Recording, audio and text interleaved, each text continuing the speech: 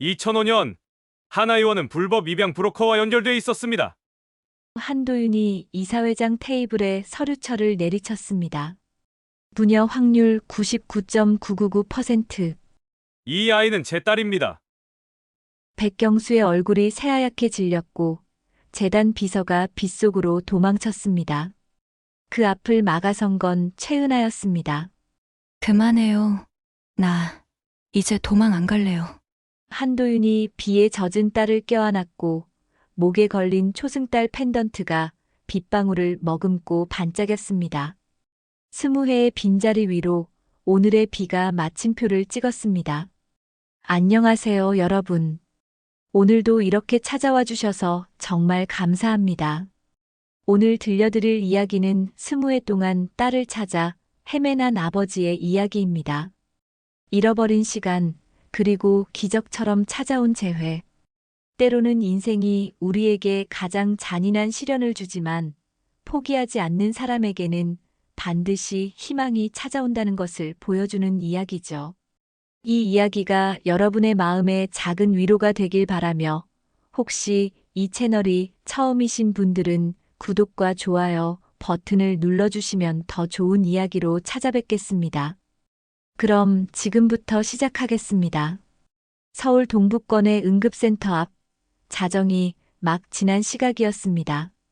한도윤은 당직 교대를 앞두고 병원 맞은편 포장마차로 발걸음을 옮겼습니다. 비닐 천막 사이로 새어나오는 주황빛 불빛이 차가운 가을밤을 조금은 따뜻하게 만들어주는 듯 했죠. 천막 밖으로는 차가운 바람이 불어왔고 낙엽 몇 장이 포장마차 입구를 빙글빙글 돌다가 어둠 속으로 사라졌습니다. 플라스틱 의자에 몸을 기댄 한도윤은 김이 모락모락 피어오르는 어묵 국물 한 모금을 천천히 들이켰습니다. 국물의 온기가 목구멍을 타고 내려가는 순간 이상하게도 2005년 가을의 냄새가 코끝을 스쳤습니다. 그때도 이렇게 쌀쌀한 밤이었죠. 아니, 어쩌면 더 추웠을지도 모릅니다. 마음이 얼어붙으면 세상 모든 게 차갑게 느껴지니까요. 시장 입구 전봇대마다 골목 구석구석 벽마다 가게 유리문마다 한도윤은 직접 붙이고 다녔습니다. 분홍색 종이에 인쇄된 실종 전단. 3살 여자아이, 이름 도은서, 왼쪽 이마에 작은 흉터 있음. 연락처. 그 전단을 1000장도 넘게 복사했을 겁니다. 손에 잉크가 묻고 풀냄새가 코를 찔렀던 기억이 아직도 생생합니다. 동사무소에서 받은 접수 중에는 빨간 도장이 꾹 찍혀 있었습니다. 실종 아동 신고 접수. 2005년 9월 15일. 당시 쓰던 폴더폰 화면에는 부재중 전화 1이라는 표시가 며칠이고 지워지지 않았습니다. 경찰서에서 걸려온 전화였지만 그저 아직 단서가 없습니다라는 말뿐이었죠. 한도윤은 병원 당직을 서면서도 쉬는 시간마다 거리를 헤매고 다녔습니다. 시장 통닭집, 문구점, 세탁소, 심지어 공중전화 부스에까지 전단을 붙였습니다. 누군가는 봤을 거라고, 누군가는 기억할 거라고 믿었습니다. 20회면 이제는 끝난 줄 알아야지. 한도윤은 스스로에게 중얼거렸습니다. 의사로서 수많은 생명을 살려냈습니다. 응급실에서 심정지 환자를 되살리고 사고 현장에서 피 흘리는 사람들을 구했습니다. 누군가에게는 영웅 같은 의사였죠. 하지만 정작 자기 딸 하나 지키지 못했다는 자책은 20년이 지나도록 가슴 한구석을 짓누르고 있었습니다. 밤마다 꿈에서 3살배기 은서를 봅니다. 아빠 하고 웃으며 달려오는 모습. 그 꿈에서 깨어날 때마다 한도윤은 베개가 젖어 있음을 느꼈습니다. 손은 무심코 정장 안주머니 속으로 들어갔습니다. 거기엔 언제나 같은 물건이 있었죠. 은색 펜던트. 아기가 태어났을 때 기념으로 만든 은수저의 끝부분을 잘라 만든 초승달 모양의 목걸이였습니다. 당시 한 귀금속 장인이 정성껏 만들어준 거였습니다. 표면에는 시옷이라는 초성 하나가 희미하게 새겨져 있었습니다. 도은서의 서자. 시간이 흐르며 많이 닳아 이제는 거의 보이지 않지만 한도윤의 손끝은 그 흔적을 정확히 기억하고 있었습니다. 손가락으로 펜던트 표면을 쓰다듬으며 한도윤은 생각했습니다. 어디선가 잘 살고 있겠지. 누군가 잘 키워주고 있겠지. 그렇게 믿지 않으면 살아갈 수가 없었습니다. 포장마차 주인 할머니가 어묵을 더 건네려는 순간이었습니다. 국물 위로 파 송송 썬 게 떠다니고 김은 여전히 피어오르고 있었습니다. 한도윤은 종이컵을 두 손으로 감싸 쥐었습니다. 따뜻함이 손바닥으로 전해졌죠. 이 온기가 참 소중하게 느껴지는 밤이었습니다. B-, 그 순간 허리춤의 무전기에서 날카로운 소리가 울려 퍼졌습니다. 한도윤은 반사적으로 무전기를 집어들었습니다. 평온했던 공기가 단숨에 긴장으로 바뀌었습니다. 119 이송 도착 3분 전.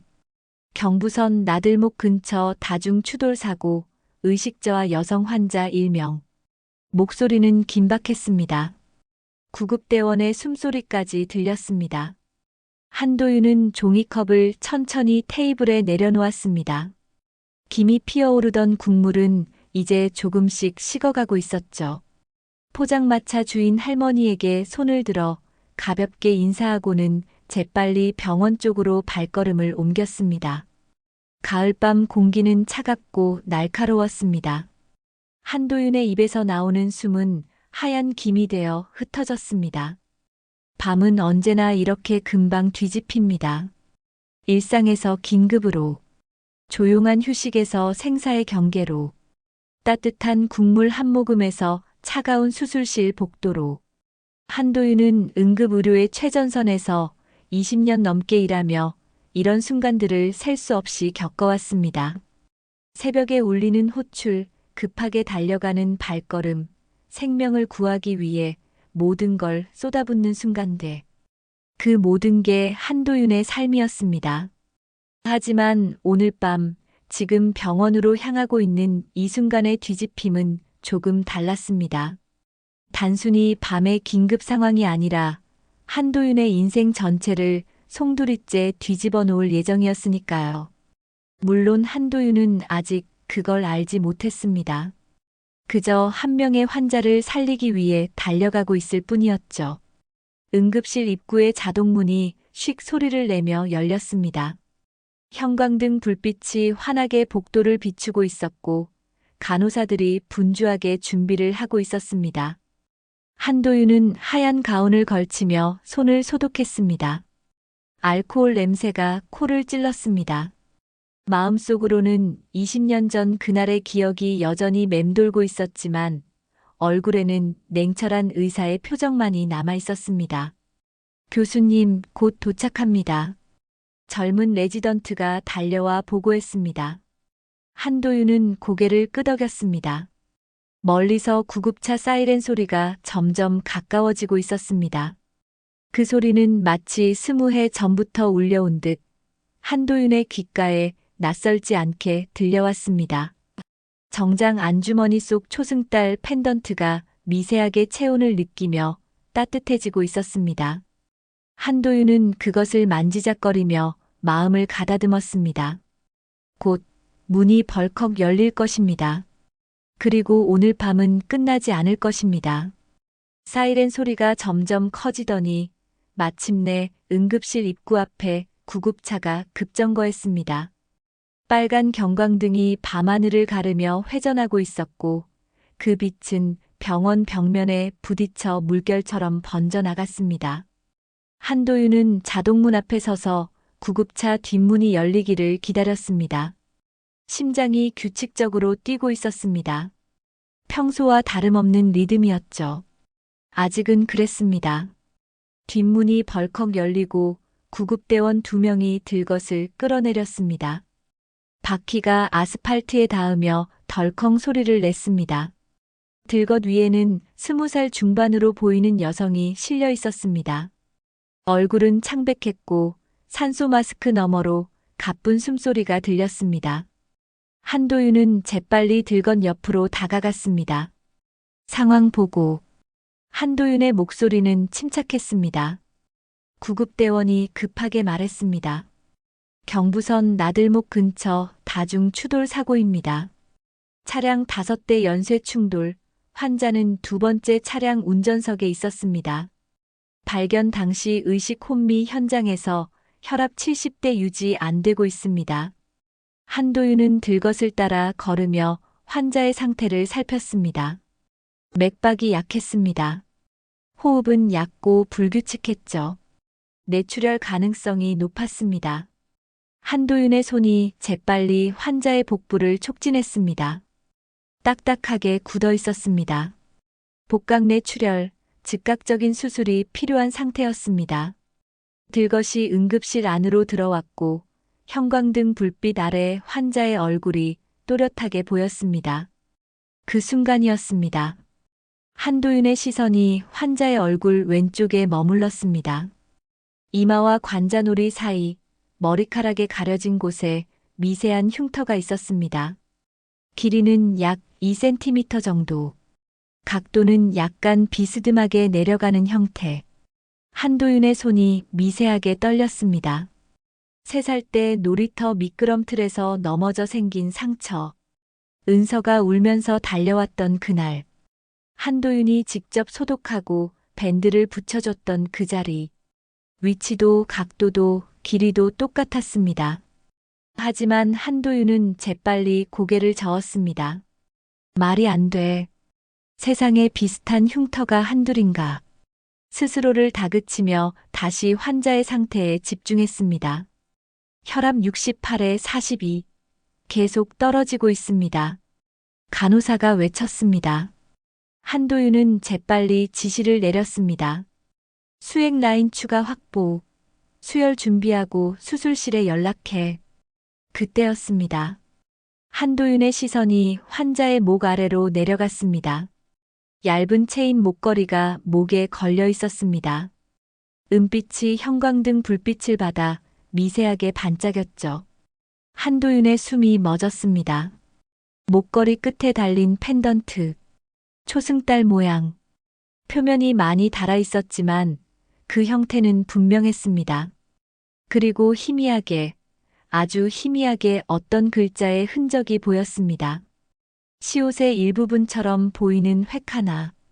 한도윤의 손이 무의식적으로 자신의 정장 안주머니로 갔습니다. 거기엔 똑같은 초승달 펜던트가 들어 있었습니다. 아기가 태어났을 때 만든 은수저를 반으로 나눠 하나는 목걸이로 만들고 하나는 한도윤이 간직하고 있었습니다. 똑같은 모양, 똑같은 크기. 심장이 미친 듯이 뛰기 시작했습니다. 교수님, 혈압이 더 떨어집니다. 레지던트의 목소리가 들렸지만 한도윤의 귀에는 제대로 들어오지 않았습니다. 온 세상이 느려진 것처럼 느껴졌습니다. 그때 환자의 입술이 미세하게 떨렸습니다. 산소 마스크 너머로 작은 소리가 새어나왔습니다. 아버지. 3글자. 아버지. 한도윤의 시간이 멈췄습니다. 발밑의 바퀴도 주변의 소음도 모든 게 정지한 것처럼 느껴졌습니다. 20해 전 사라진 3살배기 은서가 처음 아버지라는 말을 배웠던 날이 떠올랐습니다. 어눌하게 하지만 또박또박 발음하려 애쓰던 그 작은 목소리.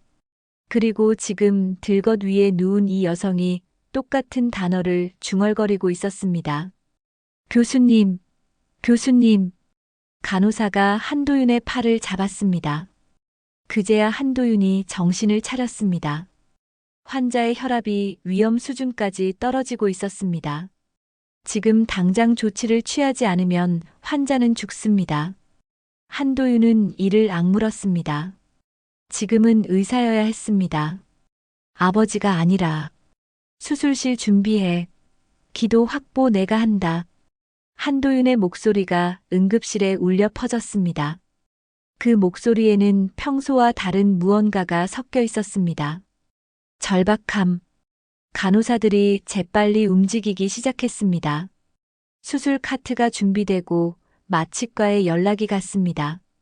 한도윤은 환자의 기도에 튜브를 삽입하며 환자의 얼굴을 다시 한번 자세히 들여다봤습니다.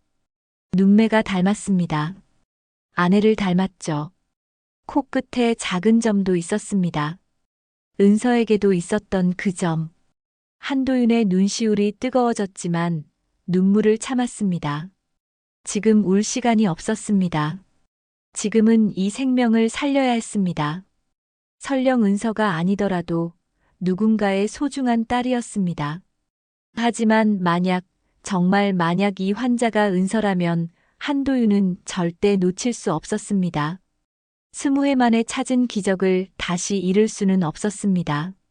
수술실 준비 완료. 이동합니다. 들것이 다시 움직이기 시작했습니다. 복도를 지나 수술실로 향하는 동안 한도윤은 환자의 손을 꽉 잡았습니다. 차가운 손이었습니다. 한도윤의 손으로 온기를 전하려 애썼습니다. 괜찮아. 내가 살릴게. 꼭 살릴게. 누구에게 하는 말인지 한도윤 자신도 정확히 알 수 없었습니다. 환자에게, 은서에게, 아니면 20회 전 딸을 잃고 무너졌던 자기 자신에게.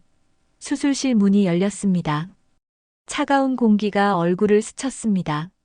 한도윤은 수술복으로 갈아입으며 마음을 가다듬었습니다. 오늘 밤 모든 것이 바뀔 것입니다. 수술실 문이 닫히고 차가운 공기가 한도윤의 얼굴을 감쌌습니다. 수술 조명이 환하게 켜지며 수술대 위에 환자를 비쳤습니다. 간호사들이 분주하게 수술 기구를 준비하고 마취과 의사가 환자의 활력 징후를 체크했습니다. 한도윤은 손을 소독하며 환자의 복부를 다시 한번 촉진했습니다. 복강 내 출혈이 확실했습니다. 지금 당장 개복해서 출혈 부위를 찾아야 했습니다. 집도 시작합니다. 한도윤이 메스를 집어들려는 순간이었습니다. 수술실 문이 벌컥 열리며 행정팀 직원이 급하게 뛰어들어왔습니다. 마스크 너머로 당황한 표정이 역력했습니다. 교수님, 잠깐만요. 보호자 확인 전에 수술 동의서가 아직. 한도윤은 메스를 든 손을 멈추지 않았습니다. 목소리는 차갑고 단호했습니다. 지금은 생명선입니다. 응급조치가 우선이에요. 하지만 규정상 보호자 동의 없이는. 행정팀 직원의 목소리가 떨렸습니다. 병원 규정과 의료법 사이에서 책임 소재를 따지는 건 행정팀의 일이었죠. 하지만 한도윤에게는 지금 당장 살려야 할 생명이 눈앞에 있었습니다. 규정이고 뭐고 환자가 죽으면 아무 의미가 없었습니다. 혈압이 50대까지 떨어졌습니다. 교수님, 마취과 의사가 급하게 외쳤습니다. 한도윤은 더 이상 망설이지 않았습니다. 메스가 환자의 복부를 가르기 시작했습니다. 행정팀 직원은 어쩔 수 없다는 표정으로 수술실 문을 나갔습니다. 아마 병원장에게 보고하러 간 것이겠죠. 한도윤은 신경 쓰지 않았습니다. 지금은 수술에만 집중해야 했습니다. 복강을 열자 예상대로 대량의 출혈이 확인됐습니다. 간 열상이었습니다. 한도윤의 손이 재빨리 움직이며 출혈 부위를 찾아냈습니다. 지혈 겸자를 이용해 혈관을 잡고 봉합을 시작했습니다. 땀이 이마를 타고 흘러내렸지만 손은 흔들림 없이 정확하게 움직였습니다. 20년 넘게 쌓아온 경험이 손끝에서 발휘되고 있었습니다. 혈압 상승 중, 60에 40, 수혈 계속 유지. 수술실 안은 긴박했지만 한도윤의 손놀림은 침착했습니다. 출혈 부위를 하나씩 봉합해 나갔습니다. 시간이 얼마나 흘렀을까요? 마침내 주요 출혈 부위를 모두 처리했습니다. 복강 내를 식염수로 세척하고 배액관을 삽입했습니다. 바이탈 안정됐습니다. 혈압 90에 60. 마취과 의사의 목소리에 안도감이 묻어났습니다. 한도윤은 천천히 숨을 내쉬었습니다. 일단 고비는 넘긴 것 같았습니다. 복부를 봉합하며 한도윤은 환자의 얼굴을 다시 한번 바라봤습니다. 산소 마스크 너머로 보이는 얼굴은 여전히 창백했지만 호흡은 안정적이었습니다. 그때였습니다. 수술실 문이 다시 열렸습니다. 이번에는 간호팀장 윤미자였습니다. 50대 중반으로 보이는 윤미자는 한도윤과 같은 병원에서 15년째 근무하고 있었습니다. 성실하고 꼼꼼한 성격으로 유명했죠. 하지만 지금 윤미자의 얼굴은 창백했고 눈은 충혈돼 있었습니다. 마치 한참을 울다가 온 것처럼 보였습니다. 교수님, 윤미자의 목소리가 떨렸습니다. 손에는 서류 봉투가 들려 있었습니다. 최은아 보호자입니다. 제 딸이에요. 한도윤의 손이 멈췄습니다. 최은아, 환자의 이름이었습니다. 윤미자가 허겁지겁 서류를 펼쳤습니다. 수술 동의서, 그리고 여러 장의 서류들. 한도윤은 봉합을 마무리하며 서류를 힐끗 받습니다. 2006년 위탁가정 배정 서류, 입양 신청서, 개명 신고서, 도은서에서 최은하로. 한도윤의 심장이 쿵 하고 내려앉았습니다. 봉합을 마치고 장갑을 벗으며 한도윤은 윤미자를 똑바로 바라봤습니다.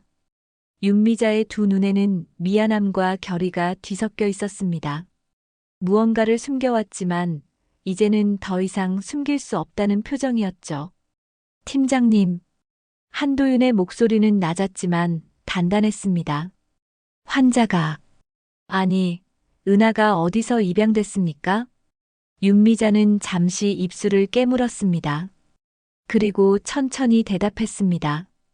예전 하나 의원이었어요. 지금은 우리 병원 재단 산하로 편입됐습니다만. 하나 의원. 그 이름을 듣는 순간 한도윤의 속에서 무언가가 철컥하고 맞물렸습니다. 퍼즐 조각이 제자리를 찾아가는 느낌이었습니다. 2005년 은서가 실종됐을 때 한도윤은 마지막으로 목격된 장소 근처의 모든 병원과 의원을 찾아다녔습니다. 혹시 다친 아이를 누가 데려갔을지도 모른다는 신락 같은 희망을 붙들고 그중 하나가 바로 하나 의원이었습니다. 당시 하나 의원 원장은 한도윤에게 이렇게 말했습니다. 그날은 CCTV가 고장이었어요. 죄송합니다만 도움을 드릴 수가 없네요. 너무나 단호한 거절이었습니다. 한도윤은 이상하다고 느꼈지만 경찰도 더 이상 조사하지 않았습니다. 증거가 없었으니까요. 그리고 그 일은 20해 동안 한도윤의 기억 속에 묻혀 있었습니다. 하지만 지금 그 이름이 다시 나왔습니다. 우연일까요? 한도윤은 윤미자를 계속 바라봤습니다. 윤미자는 시선을 피하지 않았습니다. 대신 조용히 말했습니다. 교수님, 나중에 다 말씀드리겠습니다. 지금은 은하부터. 한도윤은 고개를 끄덕였습니다. 윤미자의 말이 맞았습니다. 지금은 환자가 우선이었습니다. 의문과 의심은 나중에 풀어도 늦지 않았습니다. 하지만 한도윤의 머릿속에서는 이미 수많은 생각들이 빠르게 돌아가고 있었습니다. 하나 의원, CCTV 고장, 그리고 지금 눈앞에 있는 최은하, 목에 걸린 초승달 펜던트, 왼쪽 이마의 흉터, 모든 것이 우연이라고 보기엔 너무나 정확하게 맞아떨어졌습니다. 한도윤은 주먹을 꽉 쥐었습니다. 손톱이 손바닥을 파고들었지만 아프지 않았습니다. 회복실로 이송합니다. 수술팀이 환자를 옮기기 시작했습니다. 한도윤은 수술실을 나서며 복도 끝을 바라봤습니다. 행정팀 직원들이 모여서 수군거리고 있었습니다. 아마 보고서를 작성하고 있겠죠. 보호자 동의 없는 응급수술. 분명 문제가 될 것입니다. 하지만 한도윤은 후회하지 않았습니다. 환자를 살렸으니까요. 그리고 어쩌면 20해 만에 딸을 되찾았을지도 모르니까요. 복도를 걸으며 한도윤은 주머니 속 초승달 펜던트를 다시 한번 만졌습니다. 따뜻했습니다. 밤은 아직 끝나지 않았습니다. 수술은 기적처럼 안정됐습니다. 회복실 모니터에 표시되는 활력 징후는 점차 정상 범위로 돌아오고 있었습니다. 한도윤은 회복실 의자에 앉아 최은하를 지켜봤습니다. 산소 마스크 너머로 보이는 얼굴은 여전히 창백했지만 호흡은 규칙적이었습니다. 가슴이 천천히 오르락 내리락 했죠. 한도윤은 최은하의 손을 잡았습니다. 여전히 차가웠지만 맥박은 힘차게 뛰고 있었습니다. 새벽 2시가 넘어가고 있었습니다. 회복실은 조용했습니다. 간호사 한 명이 차트를 기록하고 있었고 복도 저편에서는 다른 환자의 보호자가 졸고 있었습니다. 한도윤은 최은하의 얼굴을 가만히 들여다봤습니다. 눈을 감고 있는 모습이 어린 시절 은서와 닮았습니다. 낮잠을 잘 때 이렇게 평화로운 얼굴이었죠. 그때였습니다. 최은하의 눈꺼풀이 미세하게 떨렸습니다. 천천히, 아주 천천히 눈을 뜨기 시작했습니다. 초점 없는 눈동자가 천장을 바라보다가 천천히 한도윤 쪽으로 움직였습니다. 입술이 미세하게 움직였습니다. 여기가 어디예요? 목소리는 가늘고 약했습니다. 한도윤은 최은하의 손을 부드럽게 쥐었습니다. 병원입니다. 수술 잘 끝났어요. 이제 괜찮습니다. 최은하는 천천히 고개를 끄덕였습니다. 그러다 갑자기 뭔가 떠오른 듯 눈을 크게 떴습니다. 숨이 가빠지기 시작했습니다. 차가 따라왔어요. 차요? 한도윤이 물었습니다. 최은하는 힘겹게 말을 이어갔습니다. 검은 차. 고속도로에서 계속 뒤에 붙어 있었어요. 번호가. 말이 흐려졌습니다. 최은하의 눈꺼풀이 다시 무거워지기 시작했습니다. 마취에서 완전히 깨어나지 못한 상태였죠. 한도윤은 최은하의 이마를 쓰다듬었습니다. 괜찮아요. 지금은 쉬세요. 안전합니다. 최은하는 천천히 다시 잠에 빠져들었습니다. 하지만 한도윤의 머릿속은 빠르게 돌아가기 시작했습니다. 검은 차가 뒤를 따라왔다? 단순한 교통사고가 아니라는 말인가요? 한도윤은 재빨리 회복실을 나와 응급실로 향했습니다. 구급대원들은 아직 응급실 한쪽에서 서류를 정리하고 있었습니다. 한도윤이 다가가자 구급대원 한 명이 고개를 들었습니다. 교수님, 환자 상태 괜찮습니까? 네, 수술 잘 끝났습니다. 그런데 블랙박스 영상 좀 볼 수 있을까요? 사고 전후 상황을 확인하고 싶어서요. 구급대원은 잠시 망설이다가 고개를 끄덕였습니다. 물론이죠. 잠깐만요. 구급대원은 태블릿을 꺼내 블랙박스 파일을 열었습니다. 한도윤은 화면을 들여다봤습니다. 사고 10분 전부터 영상이 재생됐습니다. 고속도로 밤 차량들이 빠르게 지나가고 있었습니다. 그리고 화면 한쪽에 최은하가 운전하던 차량이 보였습니다. 한도윤은 화면을 자세히 살폈습니다. 그때 눈에 띄는 것이 있었습니다. 최은하의 차 뒤에 계속 붙어 있는 검은색 승용차. 다른 차들은 차선을 바꾸거나 앞지르기를 했지만 그 검은 차만은 계속 일정한 거리를 유지하며 뒤를 따라오고 있었습니다. 한도윤은 화면을 멈추고 확대했습니다. 번호판이 희미하게 보였습니다. 전부 보이지는 않았지만 앞에 두 자리는 확인할 수 있었습니다. 37. 한도윤은 중얼거렸습니다. 어디서 본 번호 같았습니다.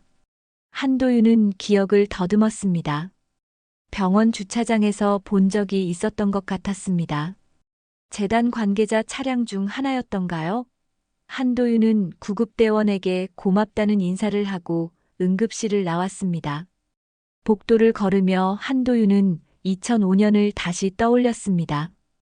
은서가 사라진 그날, 시장 통닭집에서 함께 먹던 간장 양념 치킨.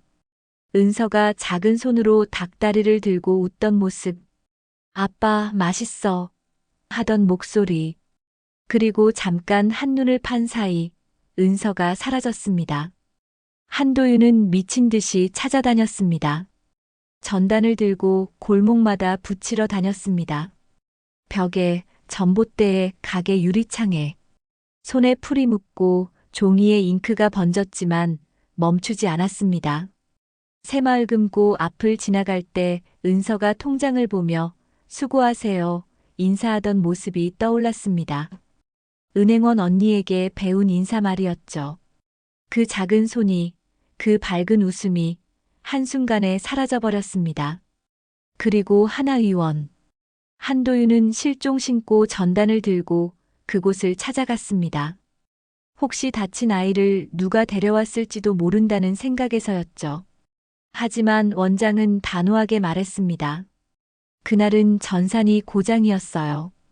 기록이 없습니다. 너무나 매끄러운 거절이었습니다. 마치 미리 준비한 답변처럼. 한도윤은 걸음을 멈췄습니다. 전산 고장. 그것도 하필 은서가 사라진 그날. 우연일까요? 한도윤은 주먹을 꽉 쥐었습니다. 모든 것이 연결되고 있었습니다. 하나 의원, 최은하의 입양 서류, 그리고 지금 뒤를 쫓아온 검은 차. 누군가 무언가를 숨기고 있었습니다. 밤 2시 한도윤은 이번동 복도 끝으로 향했습니다. 윤미자가 거기 서 있었습니다. 창문을 통해 들어오는 가로등 불빛이 윤미자의 얼굴을 비추고 있었습니다. 피곤해 보였지만 눈빛은 또렷했습니다. 한도윤이 다가가자 윤미자가 먼저 입을 열었습니다. 교수님, 말씀드릴 게 있어요. 목소리는 담담했습니다. 하지만 그 담담함 속에 20년의 무게가 실려 있었습니다. 그때 내가 구조했어요. 브로커가 버린 아기를요. 한도윤은 숨을 멈췄습니다. 윤미자는 계속 말했습니다. 하나 의원 뒤쪽 골목이었어요. 밤 11시쯤. 저는 야간 당직을 마치고 집으로 가던 길이었죠. 골목에서 울음소리가 들렸어요. 상자 안에 아기가 있었어요. 추운 가을 밤이었는데 얇은 담요 한 장만 덮여 있었어요. 윤미자의 목소리가 미세하게 떨렸습니다. 돈을 준 건 살리려다 엮인 거예요. 병원에 데려가려고 했는데 브로커들이 나타났어요. 아기를 되찾으려고 했죠.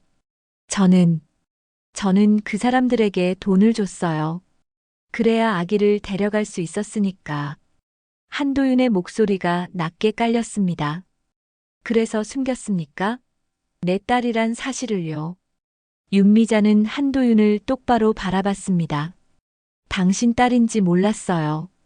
전단을 본 건 나중이었어요. 그때는 이미 입양 서류가 다 처리된 뒤였고요. 전표를 산 게 아니에요. 시간을 산 거예요.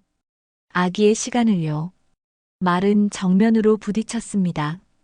한도윤과 윤미자 사이에 무거운 침묵이 흘렀습니다. 복도 끝 회복실에서는 최은하의 호흡기가 박동처럼 깜빡이고 있었습니다. 규칙적인 리듬, 살아있다는 증거. 한도윤은 천천히 물었습니다. 누가 시켰습니까? 하나 의원은요? 윤미자는 고개를 저었습니다. 저도 다 알지 못해요. 하지만 병원 재단이 관련돼 있어요. 그 말을 끝으로 두 사람은 말없이 최은하가 있는 회복실을 바라봤습니다. 밤은 깊어가고 있었지만 진실은 이제 막 드러나기 시작했습니다. 새벽 6시 병원장실 앞 회의실 형광등이 켜졌습니다. 한도윤은 수술복도 갈아입지 못한 채 문을 열었습니다. 안에는 병원장 백경수와 법무팀장, 행정팀장이 앉아 있었습니다. 백경수는 50대 후반으로 재단 이사진과 깊은 관계를 맺고 있는 인물이었습니다. 회색 양복을 단정하게 차려입은 그는 한도윤을 보자 차갑게 미소 지었습니다. 도 교수 앉으시죠. 한도윤은 의자에 앉았습니다. 테이블 위에는 이미 서류 몇 장이 놓여 있었습니다. 어젯밤 응급수술건입니다. 보호자 동의 없이 집도하셨죠? 게다가 환자의 개인정보까지 무단 열람하셨고요. 입양 기록, 구급 영상까지요. 백경수의 목소리는 차갑게 가라앉아 있었습니다. 응급 상황이었습니다. 환자가 죽을 수도 있었어요. 한도윤이 차분하게 대답했지만 법무팀장이 고개를 저었습니다. 하지만 죽지 않았잖습니까? 도 교수, 이건 명백한 의료법 위반입니다. 개인정보보호법 위반이기도 하고요. 저는 대기발령 처리합니다. 백경수의 말이 한도윤의 말을 잘랐습니다. 당분간 진료 및 수술 업무에서 배제됩니다. 조사가 끝날 때까지요. 한도윤은 주먹을 꽉 쥐었습니다. 이건 명백한 압박이었습니다. 환자를 살렸는데 오히려 징계를 받다니. 하지만 더 이상 말해봤자 소용없었습니다. 회의실을 나서는 한도윤의 뒤로 백경수의 목소리가 따라왔습니다. 도 교수, 가족을 잃은 슬픔은 이해합니다. 하지만 그 슬픔을 병원에 가져오시면 곤란합니다. 한도윤은 복도를 빠르게 걸어 입원동으로 향했습니다. 간호사실에 도착하자 윤미자가 창백한 얼굴로 서 있었습니다. 눈이 빨갛게 충혈돼 있었습니다. 팀장님, 무슨 일입니까? 윤미자는 입술을 깨물었습니다. 법무팀에서 연락 왔어요. 은하를 전원 치료 보내라고요. 전원이요? 아직 수술 후 이틀도 안 됐는데요? 알아요. 하지만 강제예요. 사실상 축출이에요. 한도윤은 재빨리 최은하의 병실로 달려갔습니다. 문을 열자 최은하는 침대에 반쯤 몸을 일으킨 채 앉아 있었습니다. 여전히 창백했지만 의식은 또렷했습니다. 한도윤이 다가가자 최은하가 그의 손을 잡았습니다. 따뜻한 손이었습니다. 선생님, 저 기억나는 게 있어요. 최은하의 목소리는 가늘었지만 분명했습니다. 기억이요? 3살 때 장난감 병정 노래요. 앞으로 앞으로. 그 노래. 아빠가 웃으면서 불러줬어요. 저를 안고 행진하듯이 걸으셨죠. 한도윤의 숨이 멎었습니다. 장난감 병정 노래. 은서가 3살 때 가장 좋아하던 노래였습니다. 한도윤이 밤마다 은서를 안고 앞으로 앞으로 앞으로 하며 방 안을 행진하듯 걸어 다녔죠. 은서는 그때마다 깔깔 웃으며 박수를 쳤습니다. 그 노래를 아는 사람은 단 2사람뿐이었습니다. 한도윤과 은서. 아무에게도 말한 적 없는 그들만의 노래. 은서. 한도윤의 목소리가 떨렸습니다. 최은하는 눈물을 글썽이며 물었습니다. 제 진짜 이름이 도은서였나요? 한도윤은 대답 대신 최은하를 꽉 안았습니다. 20회 만의 포옹이었습니다. 최은하도 한도윤을 안았습니다. 2사람은 말없이 서로를 껴안았습니다. 새벽 햇살이 병실 창문으로 들어오고 있었습니다. 따뜻한 빛이 2사람을 감싸고 있었죠. 그 순간은 영원처럼 느껴졌지만 곧 깨졌습니다. 병실 문이 벌컥 열리며 백경수와 법무팀 직원 2명이 들어왔습니다. 도 교수, 지금 뭐 하시는 겁니까? 대기발령 상태에서 환자 접촉은 금지입니다. 한도윤은 천천히 최은하에게서 몸을 떼었습니다. 백경수가 최은하에게 서류를 내밀었습니다. 최은하 씨, 전원 수속이 완료됐습니다. 자진퇴원 동의서입니다. 서명하시죠. 저는 여기 있고 싶은데요. 최은하가 작게 말했지만 백경수는 단호했습니다. 오전 중으로 이동하셔야 합니다. 한도윤이 끼어들었습니다. 환자 상태가 아직 불안정합니다. 전원은 위험해요. 그건 우리가 판단할 일입니다. 최은하는 한도윤을 바라봤습니다. 한도윤은 고개를 끄덕였습니다.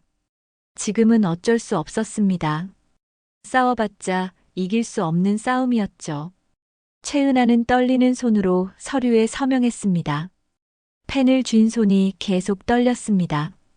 2시간 뒤 최은하는 병원을 떠났습니다. 구급차가 아니라 일반 승합차였습니다.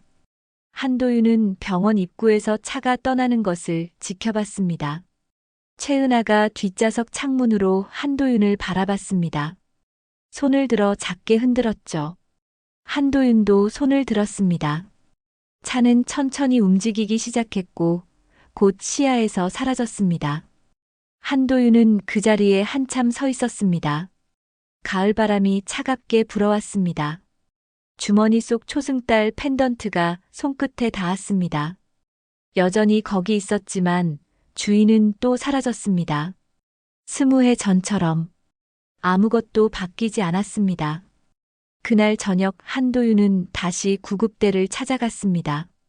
블랙박스 영상을 다시 확인해야 했습니다. 검은 차의 번호판을 정확히 확인하고 증거를 확보해야 했습니다. 그 파일이요? 어제 법무팀에서 가져갔습니다. 사고 조사 때문이라고 하더라고요. 구급대원의 말에 한도윤은 주먹을 꽉 쥐었습니다. 증거가 사라졌습니다. 한도윤은 병원 주차장으로 달려가 번호판 37로 시작하는 검은 차를 찾아봤습니다. 1시간 넘게 주차장을 뒤졌지만 없었습니다. 나중에 안 사실이지만 그 차는 이미 폐차장으로 들어가 사라진 뒤였습니다. 모든 것이 다시 무너졌습니다. 20회 만에 건넌 다리가 또 끊겼습니다. 블랙박스도 차량도 은하도 모두 사라졌습니다. 한도윤은 병원 옥상으로 올라갔습니다. 도시의 불빛이 아래로 끝없이 펼쳐져 있었습니다. 수백만 개의 불빛. 그 많은 불빛 속 어딘가에 은하가 있을 텐데 한도윤은 찾을 수가 없었습니다. 너무 넓은 도시였습니다. 주머니에서 초승달 펜던트를 꺼냈습니다. 달빛이 은빛 표면을 비추고 있었습니다. 시옷자는 거의 보이지 않았습니다. 한도윤은 펜던트를 꽉 쥐었습니다. 금속이 손바닥을 파고들었지만 아프지 않았습니다. 마음이 더 아팠으니까요. 하지만 한도윤은 포기하지 않았습니다. 2005년 그날부터 포기하지 않았던 것처럼 서류 더미 속에 숨겨진 진실이 분명 있었습니다. 그리고 한도윤은 그걸 찾아낼 것입니다. 무너진 다리를 다시 세울 것입니다. 밤은 깊었지만 한도윤의 싸움은 이제 막 시작됐습니다. 대기발령 사흘째 되는 날 한도윤은 의사 가운을 벗었습니다. 대신 낡은 바람막이를 걸쳤죠. 거울을 보니 20년 전 그 모습이었습니다. 딸을 찾아 거리를 헤매던 아버지의 모습. 한도윤은 지하철을 타고 2005년 그 골목으로 향했습니다. 동북권 재래시장. 20년이 지났지만 골목은 그대로였습니다. 좁은 길, 낡은 간판, 비탈진 계단. 한도윤의 발걸음은 저절로 시장 입구 통닭집으로 향했습니다. 간판은 색이 바랬지만 여전히 같은 자리에 있었습니다. 가게 안으로 들어서자 기름 냄새와 양념 냄새가 코를 찔렀습니다. 카운터에는 70대로 보이는 할머니가 앉아 계셨습니다. 한도윤은 기억을 더듬었습니다. 이 여사, 20년 전에도 이 가게를 운영하고 계셨죠. 한도윤이 다가가자 이 여사가 고개를 들었습니다.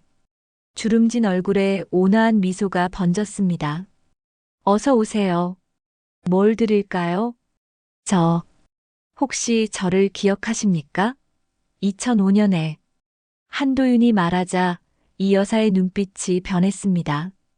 기억을 더듬는 듯 한도윤의 얼굴을 자세히 들여다봤습니다. 아, 그때 그 아버지, 아이 찾던.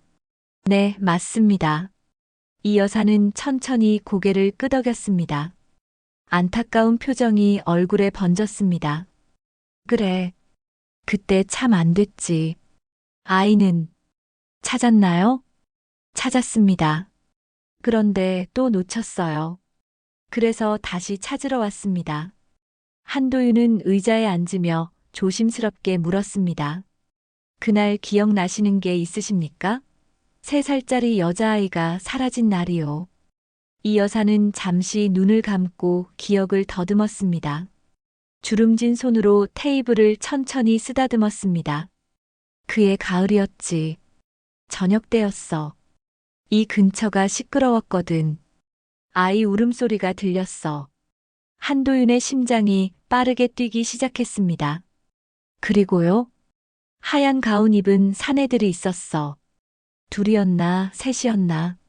그 사람들이 아이를 번쩍 들고 검은 차에 태우더니 골목 끝으로 갔지.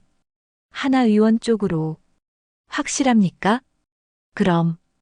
이 나이에 기억력만큼은 자신 있어. 하얀 가운이 환하게 보였거든. 그때 이상하다 싶었지. 아이가 그렇게 울고 있는데 아무도 안 말리더라고. 한도윤은 주먹을 꽉 쥐었습니다. 증언이었습니다. 20년 만에 찾은 목격자. 한도윤은 이 여사에게 깊이 고개를 숙였습니다. 감사합니다. 정말 감사합니다. 시장을 나선 한도윤은 곧장 동사무소로 향했습니다. 지금은 주민센터로 이름이 바뀌었지만 건물은 그대로였습니다.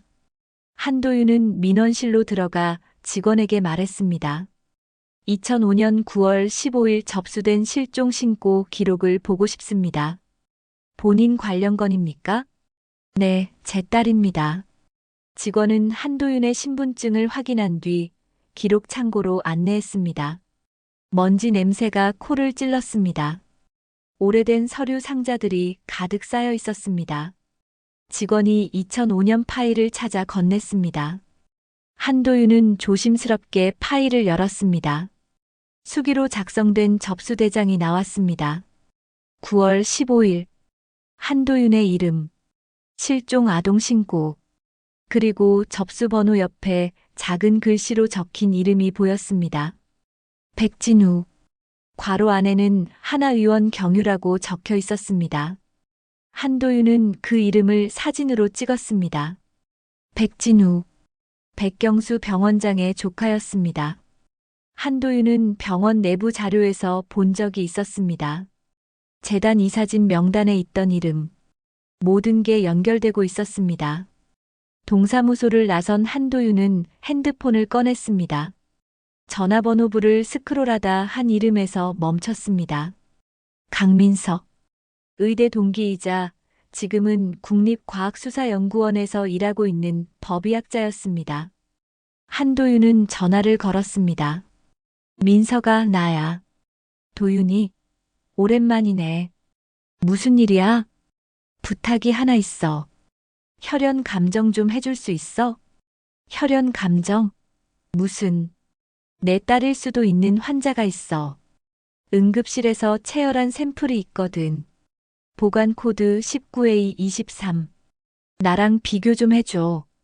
전화 너머로 잠시 침묵이 흘렀습니다. 강민석은 한도윤의 과거를 알고 있었습니다. 알았어. 샘플 확보해서 돌려볼게.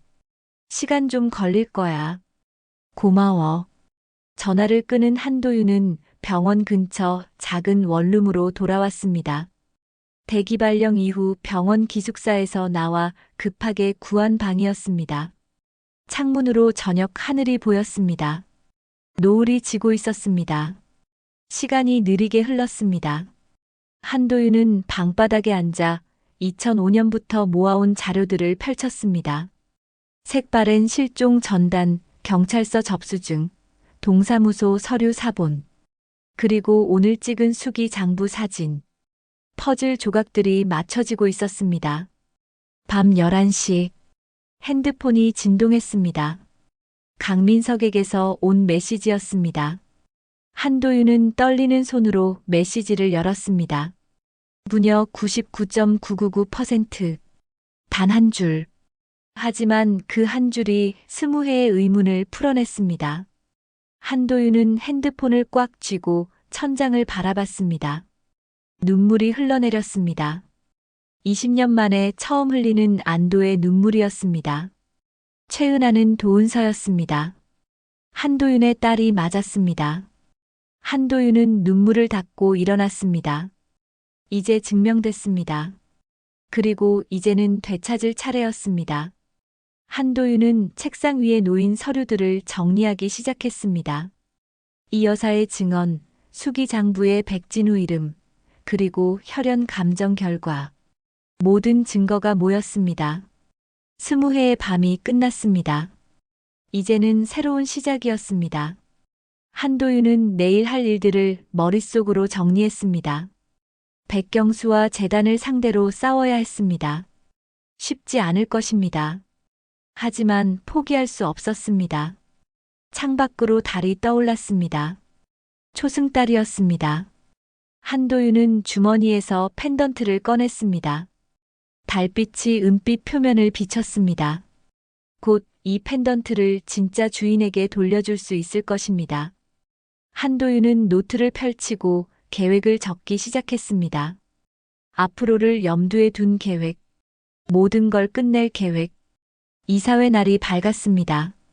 가을비가 아침부터 내리고 있었습니다. 한도윤은 원룸을 나서며 서류 가방을 꽉 쥐었습니다. 가방 안에는 모든 증거가 들어 있었습니다. 국립과학수사연구원 혈연 감정서, 동사무소 수기 장부 사본, 블랙박스 영상에서 캡처한 검은차 사진, 그리고 이 여사의 증언을 녹음한 파일. 병원 재단 주차장에 도착하자 빗줄기가 더 거세졌습니다. 우산을 쓴 한도윤이 주차장을 가로지르는데 누군가 우산을 접고 서 있는 모습이 보였습니다. 윤미자였습니다. 비를 맞으며 한도윤을 기다리고 있었습니다. 팀장님, 왜 우산을? 저도 같이 갑니다. 윤미자의 목소리는 단호했습니다. 젖은 머리카락이 얼굴에 붙어 있었지만 눈빛은 흔들리지 않았습니다. 숨다 끝나지 않네요. 20년 숨었어요. 이제는 말할 때가 됐어요. 한도윤은 윤미자에게 우산을 건넸습니다. 두 사람은 나란히 이사회장이 있는 본관 건물로 걸어갔습니다. 빗소리가 우산을 두드렸습니다. 규칙적이면서도 강렬한 소리였습니다. 이사회장 문 앞에 섰습니다. 안에서는 이미 회의가 시작된 듯 목소리들이 들렸습니다. 한도윤은 심호흡을 했습니다. 윤미자도 마찬가지였습니다. 두 사람은 서로를 바라보며 고개를 끄덕였습니다. 한도윤이 문손잡이를 잡았습니다. 문이 열렸습니다. 회의 테이블에는 백경수를 비롯한 재단 이사진 5명이 앉아 있었습니다. 갑작스런 방문에 모두 고개를 돌렸습니다. 백경수는 미소를 지었습니다. 여유로운 미소였습니다. 도 교수, 대기 발령 중인데 여긴 왜 오셨습니까? 감정은 집에서 하시고요. 백경수의 말에 다른 이사들이 웃음을 흘렸습니다. 하지만 한도윤은 웃지 않았습니다. 회의 테이블로 걸어가 서류철을 탁 내려놓았습니다. 소리가 회의장에 울렸습니다. 2005년 하나 의원은 불법 입양 브로커와 연결돼 있었습니다. 한도윤의 목소리는 차갑고 명확했습니다. 아이들을 묶음으로 전원 조치했죠. 돈을 받고 입양을 알선했습니다. 그중 하나가 제 딸이었습니다. 서류철을 펼쳤습니다. 첫 장은 국립과학수사연구원 공식 감정서였습니다. 최은하와 저의 혈연 관계. 부녀 확률 99.999%입니다. 이 사진의 얼굴이 굳어지기 시작했습니다. 한도윤은 다음 서류를 꺼냈습니다. 2005년 9월 15일 동사무소 접수대장입니다. 여기 적힌 이름 백진우. 병원장님의 조카 맞죠? 하나의원 경유라고 분명히 적혀 있습니다. 백경수의 미소가 사라졌습니다. 얼굴이 창백해졌습니다. 그리고 이건 사고 당일 블랙박스 영상입니다. 한도윤이 태블릿을 켰습니다. 화면에 검은 차가 최은하의 차를 따라가는 장면이 재생됐습니다. 이 차량 번호판, 재단 비서의 차량과 일치합니다. 우연히 사고가 난 게 아닙니다. 누군가 최은아를 쫓았습니다. 진실이 드러날까봐. 백경수가 자리에서 일어났습니다. 이건 말도 안 되는 말이 됩니다. 윤미자가 나섰습니다. 손은 떨렸지만 목소리는 단단했습니다. 제가 증인입니다. 그날 밤 하나 의원 뒤 골목에서 아기를 발견했습니다. 브로커들이 버린 아기였어요. 저는 구조했습니다. 그리고 키웠습니다. 윤미자의 목소리가 잠시 흔들렸습니다. 죄는 받겠습니다. 하지만 이 아이를 쫓던 검은 차는 재단 비서의 차였습니다. 진실을 숨기려고 했던 거예요. 회의장이 술렁였습니다. 이사들이 서로 눈치를 보기 시작했습니다. 백경수는 얼굴이 새하얗게 질린 채 뒤로 물러섰습니다. 그때였습니다. 회의장 문이 벌컥 열리며 재단 비서가 뛰어들어왔습니다. 병원장님, 경찰이 와 있습니다. 비서는 상황을 파악하고는 다시 문 밖으로 도망치기 시작했습니다. 한도윤이 뒤를 쫓았습니다. 복도를, 계단을, 주차장으로. 빗속을 비서가 미친 듯이 달렸습니다. 빗길에 발이 미끄러졌습니다. 비서가 넘어지려는 순간이었습니다. 누군가 비서의 앞을 막아섰습니다. 최은아였습니다. 비를 맞으며 서 있는 최은아. 창백한 얼굴이었지만 눈빛은 또렷했습니다. 수술 후 일주일밖에 안 됐는데 스스로 걸어 나온 것입니다. 한도윤은 숨을 헐떡이며 달려갔습니다. 은아. 최은아는 비서를 똑바로 바라보며 말했습니다. 그만해요. 나 이제 도망 안 갈래요. 당신도 그만 도망치세요. 비서는 그 자리에 주저앉았습니다.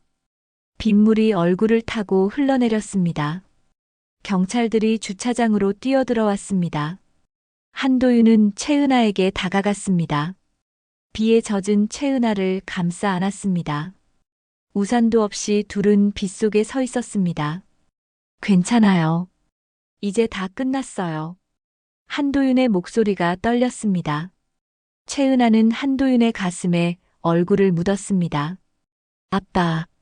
그 한마디에 한도윤은 더 이상 참을 수 없었습니다. 눈물이 쏟아졌습니다. 빗물과 눈물이 섞였습니다. 20해 동안 참아왔던 모든 것이 터져나왔습니다. 최은아의 목에서 초승달 펜던트가 빗방울을 머금고 반짝이고 있었습니다. 한도윤의 것이었습니다. 20해 전 잃어버린 그것. 시옷의 빈자리 위로 오늘의 빗방울이 점을 찍었습니다. 마치 문장의 마침표처럼.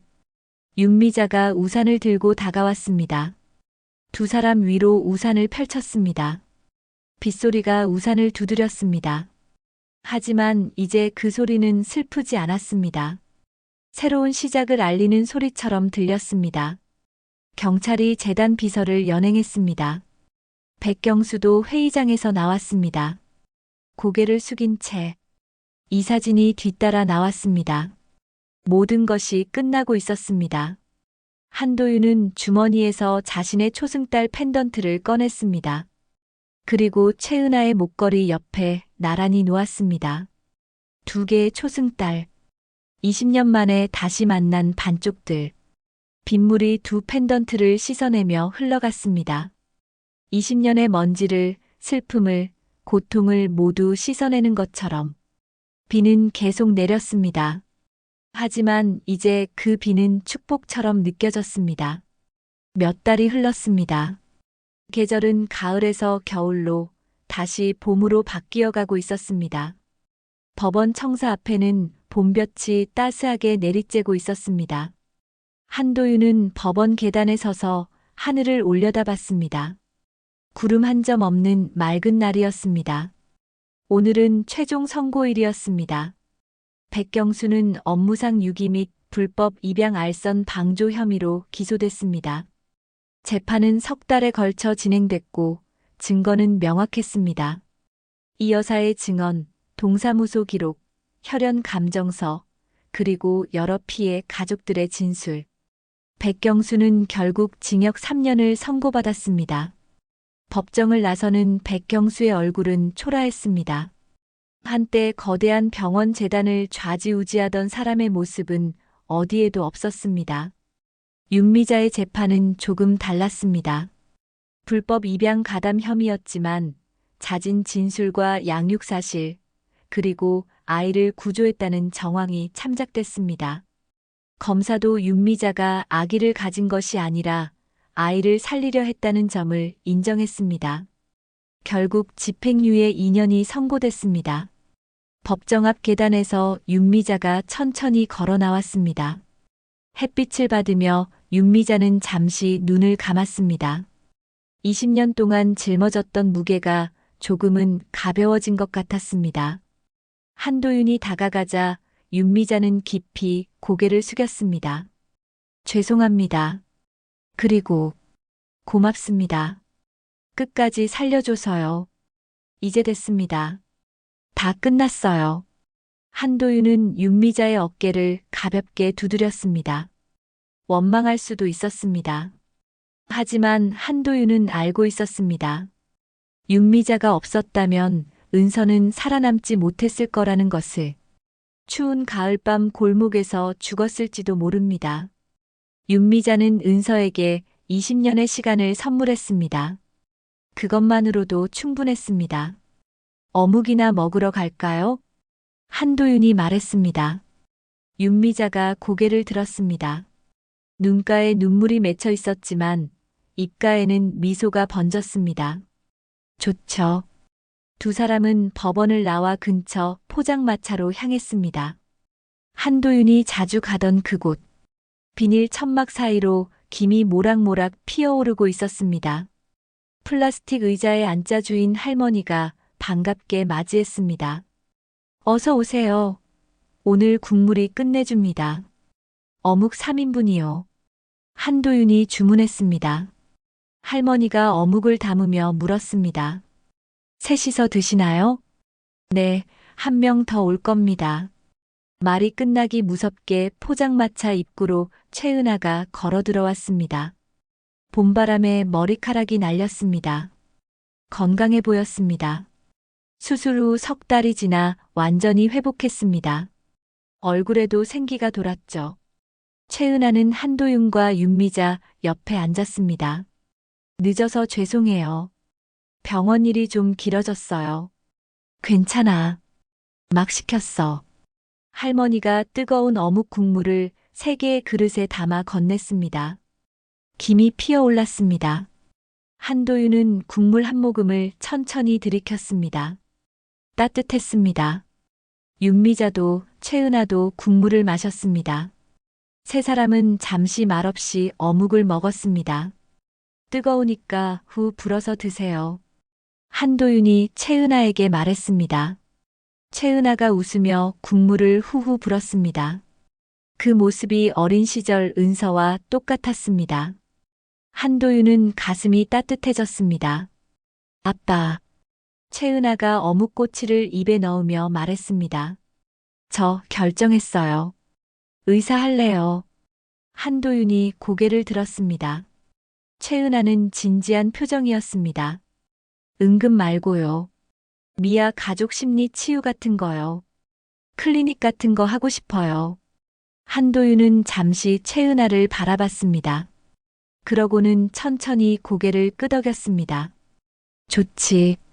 우리 병원 말고 우리 센터를 만들자. 센터요? 응. 이름은 초승달. 한도윤이 주머니에서 초승달 펜던트를 꺼냈습니다. 햇빛을 받아 은빛으로 반짝였습니다. 최은아도 목에 걸린 펜던트를 만졌습니다. 2개의 초승달. 20년 만에 다시 만난 반쪽들.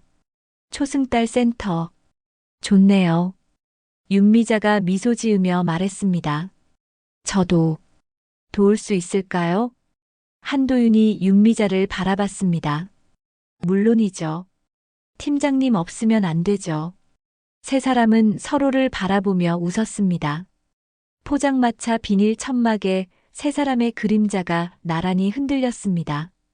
봄바람이 불 때마다 천막이 펄럭였고 그림자도 함께 흔들렸습니다. 하지만 새 그림자는 떨어지지 않았습니다. 함께 붙어 있었습니다. 어묵을 다 먹고 포장마차를 나서며 한도윤은 주머니에서 낡은 폴더폰을 꺼냈습니다. 20년 동안 간직해온 폰이었습니다. 전원을 켰습니다. 오래된 화면이 천천히 켜졌습니다. 갤러리를 열었습니다. 거기에는 2005년에 찍은 사진들이 있었습니다. 분홍색 실종 전단 사진, 골목을 찍은 사진, 그리고 3살 은서의 사진. 한도윤은 잠시 망설였습니다. 그리고 천천히 삭제 버튼을 눌렀습니다. 사진들이 하나씩 사라졌습니다. 실종 전단이, 골목이, 과거가 사라졌습니다. 이제는 필요 없었습니다. 과거에 머물 필요가 없었으니까요. 아빠, 뭐해요? 최은아가 물었습니다. 한도윤은 폰을 내려놓고 미소 지었습니다. 사진 찍자. 새로. 세 사람은 포장마차 앞에 나란히 섰습니다. 한도윤이 팔을 길게 뻗어 폰을 들었습니다. 화면에 세 사람의 얼굴이 나란히 보였습니다. 한도윤, 최은아, 윤미자. 모두 웃고 있었습니다. 진짜 웃음이었습니다. 찍을게요. 하나, 둘, 셋. 찰칵. 사진이 찍혔습니다. 앞으로를 염두에 둔 사진. 과거가 아니라 미래를 담은 사진. 한도윤은 사진을 확인했습니다. 세 사람 모두 행복해 보였습니다. 뒤로는 포장마차의 주황빛 불빛이 따뜻하게 번지고 있었습니다. 좋은 사진이네요. 최은아가 말했습니다. 한도윤은 고개를 끄덕였습니다. 이 사진을 평생 간직할 것입니다. 새로운 시작의 기념으로. 봄바람이 따뜻하게 불었습니다. 포장마차에서는 여전히 어묵 국물의 김이 피어오르고 있었습니다. 그 김처럼 세 사람의 삶도 따뜻하게 피어오르고 있었습니다. 한도윤은 하늘을 올려다봤습니다. 구름이 천천히 흘러가고 있었습니다. 20년 동안 무겁게 짓누르던 먹구름은 모두 사라졌습니다. 이제는 맑은 하늘만 남았습니다. 초승달 센터, 언제 시작할까요? 최은아가 물었습니다. 한도윤은 미소 지으며 대답했습니다. 내일부터. 아니, 지금부터. 세 사람은 함께 걸어가기 시작했습니다. 봄볕을 받으며 새로운 길을 향해. 그 길 끝에는 초승달 센터가 있었습니다. 잃어버린 아이들을 찾아주고 상처받은 가족들을 치유해주는 곳. 한도윤과 최은아와 윤미자가 함께 만들어갈 곳. 어묵 국물에 김이 올라가며 20해의 겨울이 비로소 끝났습니다. 그리고 새로운 봄이 시작됐습니다. 여러분, 오늘 이야기는 여기까지입니다. 20해 만에 다시 만난 아버지와 딸. 그리고 그 사이에서 아이를 지켜낸 한 여인. 세 사람이 함께 만들어갈 새로운 시작이 참 따뜻하지 않으셨나요? 인생은 때로 우리에게서 소중한 것을 빼앗아가지만 포기하지 않고 한 걸음씩 나아가면 반드시 다시 찾을 수 있다는 것. 오늘 이야기가 그걸 보여줬다고 생각합니다. 혹시 오늘 이야기가 마음에 드셨다면 좋아요 버튼으로 응원해 주시고 구독 버튼을 눌러주시면 앞으로도 이런 따뜻한 이야기들로 계속 찾아뵙겠습니다. 다음 이야기도 기대해 주시고 오늘도 건강하시고 행복한 하루 보내세요. 감사합니다.